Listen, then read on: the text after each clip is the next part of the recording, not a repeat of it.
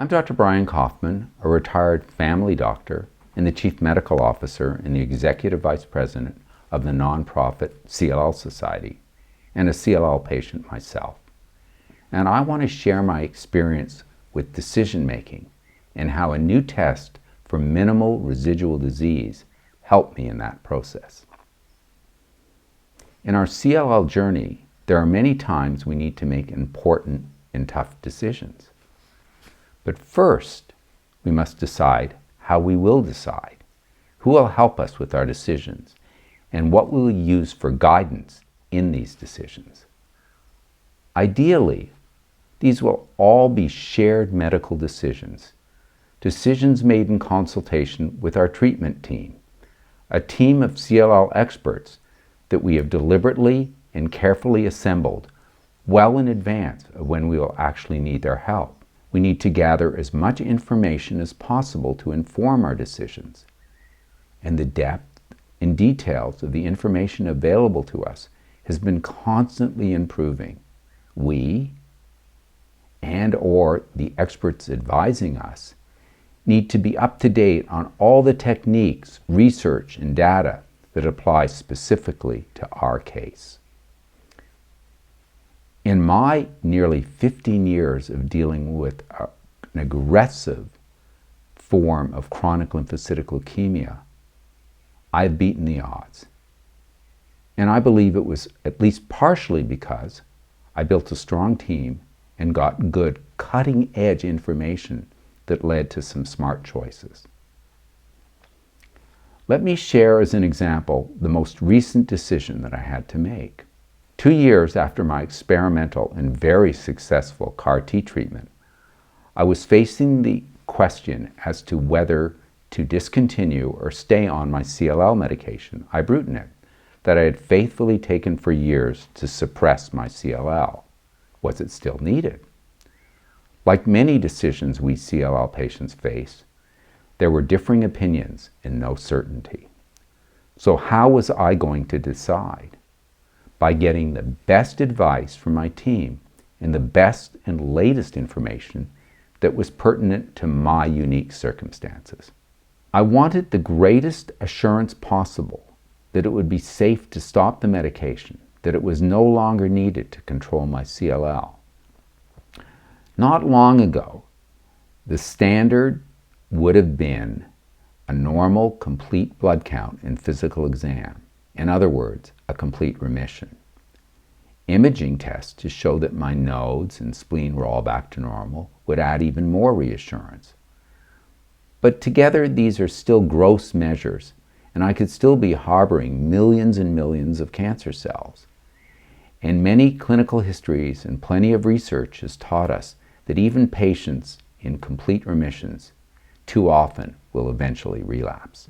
Technology keeps advancing, and for the last several years, a test called flow cytometry that searches for the clonal fingerprints, specific telltale markers on the surface of cancer cells, can detect as few as 1 cancer cell in 10,000. Below that level would mean that we were UMRD to the -4, or undetectable minimal residual disease at that level of 10 to the -4. In other words, our cancer was undetectable at the level of that test. That certainly would be much more reassuring. But sadly, there still could be cancer there, say at the level of 1 cancer cell in 20,000. That would be below the level of detection, but still could mean that there was millions of undetectable cancer cells lurking around that could eventually lead to a relapse. In fact, that's exactly what happened to me after my bone marrow transplant in 2008. I reached undetectable minimal residual disease, UMRD, by flow cytometry, and then I quickly relapsed. Now we can do better. Today we have a test called clonoSEQ that can go even deeper, that uses next-generation sequencing to find the unique DNA sequences for my particular cancer, looking at millions of cells. That is what my doctor felt was needed in my circumstance to help guide my decision, and I fully agreed. In my test, clonoSEQ examined an aspirate from my bone marrow and found less than 1 in a million CLL cells per million cells. That is 100 times deeper than possible with standard flow cytometry. Finding that my CLL was less than 1 in a million was certainly cause for celebration. But does it mean that I'm cured? Well, it could, but again, there still could be cancer left below even this level of detection, and we simply can't look any deeper, at least as of today. Only time will tell if I'm cured. But as often said, you can't get to cure without passing UMRD. What it does mean for sure is that my cancer has been beaten down to such a low level, the odds of it not coming back anytime soon is strongly in my favor. And that is based on the growing body of data from other patients who have achieved similar deep remissions and have remained disease-free. Once I knew that I was UMRD to the -6, I had the best possible information to move forward and decided to stop my ibrutinib.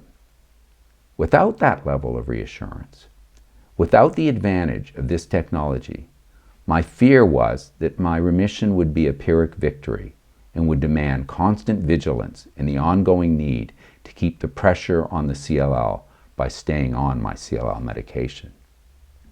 Now I can relax. Now I can breathe. Now I have stopped the pills, and so far so good. In my case, what informed my decision was knowing about and using the latest iteration of how deeply we can search for the cancer, using next-generation sequencing to look for any signs of minimal residual disease. But what's my general advice about decision-making? Here it is. Gather your expert team and get the latest data to support and inform your choices. As we have always said, smart patients get smart care.